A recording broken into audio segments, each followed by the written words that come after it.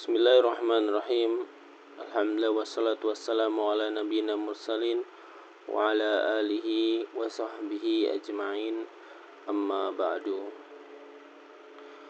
Murid-murid kelas 4 yang insyaallah semoga dirahmati oleh Allah Subhanahu wa taala.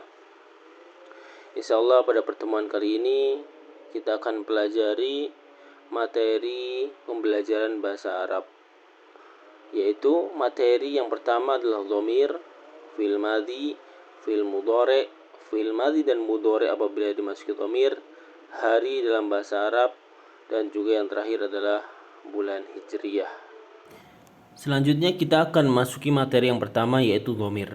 Dhamir adalah kata ganti yang digunakan untuk menggantikan atau mewakili penyebutan terhadap sesuatu atau seseorang hingga kelompok. Selanjutnya adalah macam-macam dhamir yang akan kita pelajari, ada 6, yaitu huwa, hiya, anta, anti, ana, dan juga nahnu.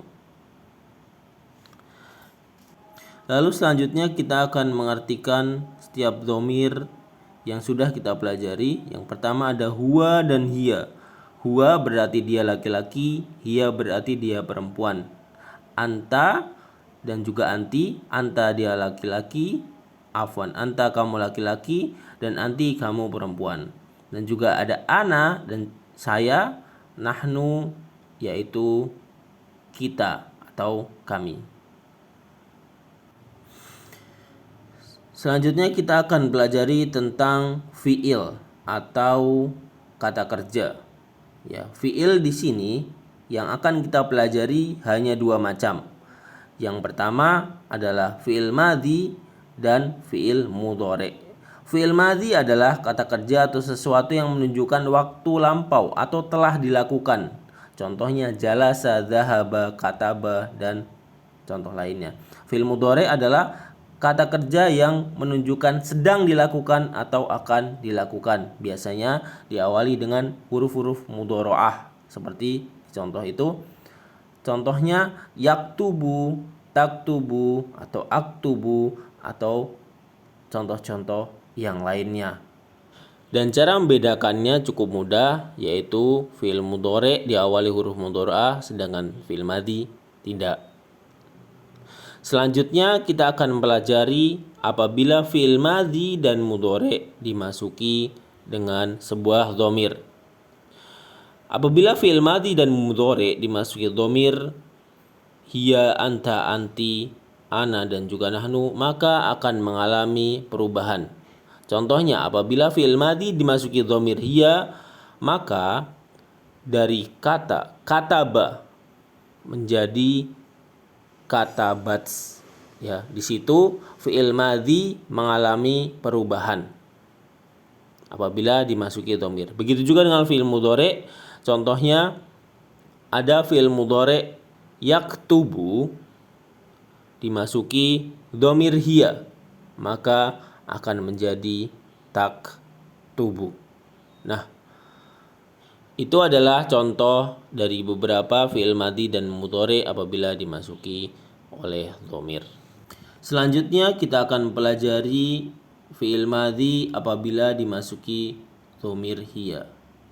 Fi'il madhi apabila dimasuki dhamir hiya, maka hanya perlu menambahkan tak sukun setelah huruf terakhirnya. Hanya menambahkan tak sukun saja. Sebagaimana contohnya, maaf akan tapi ada kesalahan dalam contohnya, ya. Di sini kita mempunyai kataba, fi'il madhi dimasuki dhamir hiya, maka akan menjadi katabats. Ya. Ini ada kesalahan dari anak pribadi, jadi tolong dibenarkan. Yang sebenarnya adalah kataba menjadi katabats, hanya menambahkan tak sukun di setelah huruf akhirnya saja. Setelah itu kita akan mempelajari fi'il madhi apabila dimasuki dhamir anta, anti, ana, dan juga nahnu. Ada 2 cara perubahannya. Yang pertama, mencukunkan harokat akhirnya, lalu menambahkan pada huruf terakhirnya ta untuk anta, ti untuk anti, tu untuk ana, na untuk nahnu. Contohnya di sini kataba disukunkan menjadi katab. Selanjutnya karena ini dimasuki dhamir anta menjadi katabata. Begitu juga untuk anti. Kataba katab menjadi katabti. Begitu juga ana kataba menjadi katabtu. Selanjutnya nahnu dari kataba disukunkan katab menjadi katabna. Itu adalah perubahan fi'il madhi apabila dimasuki dhamir anta, anti, ana, dan juga nahnu. Selanjutnya adalah kesimpulan atau ringkasan dari materi fi'il madhi yang dimasuki dhamir. Kita mengambil contoh kataba, ya. Huwa, dhamir huwa tetap tidak ada perubahan. Kataba memiliki dhamir huwa. Apabila kataba diubah menjadi dimasuki dhamir hiya menjadi katabats, kataba dimasuki dhamir anta menjadi katabata, dan dimasuki dhamir anti menjadi katabati.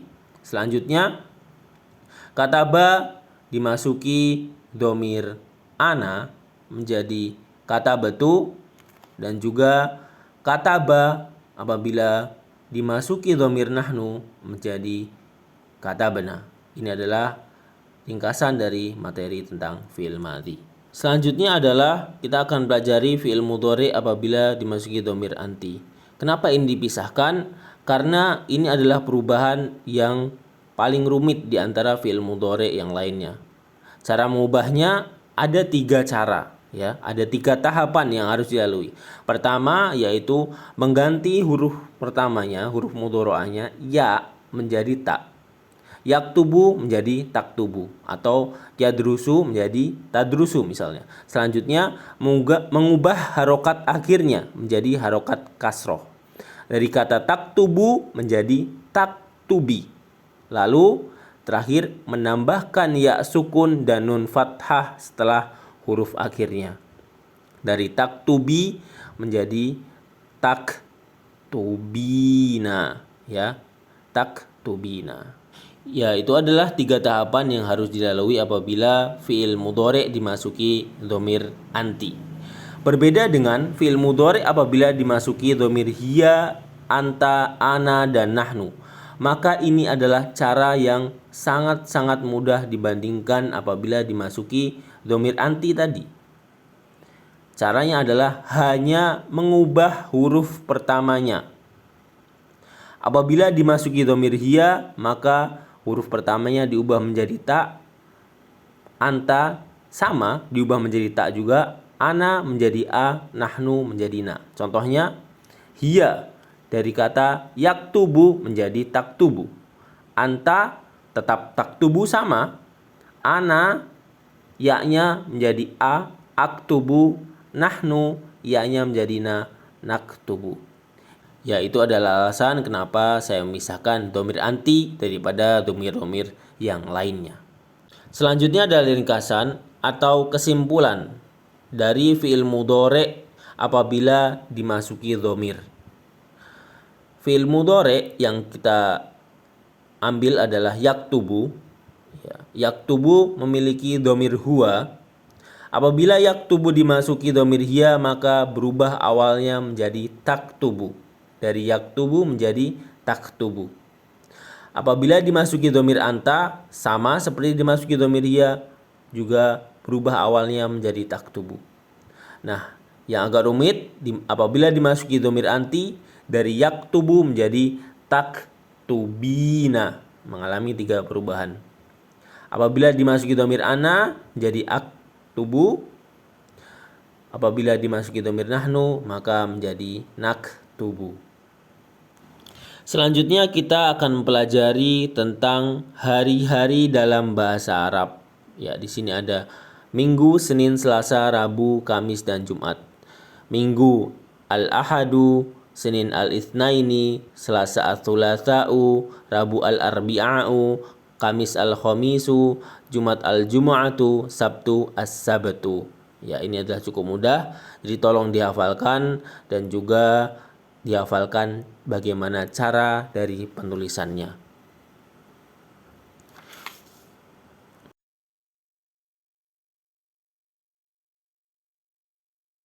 Setelah kita menghafalkan nama-nama hari dalam bahasa Arab, maka kita akan belajari nama-nama bulan Hijriah yang akan kita hafalkan dengan menggunakan sebuah nada dari sebuah kartun yang kita sering tonton bersama. Jadi silahkan didengarkan bulan Hijriah yang kita hafalkan menggunakan nada dari kartun Upin dan Ipin.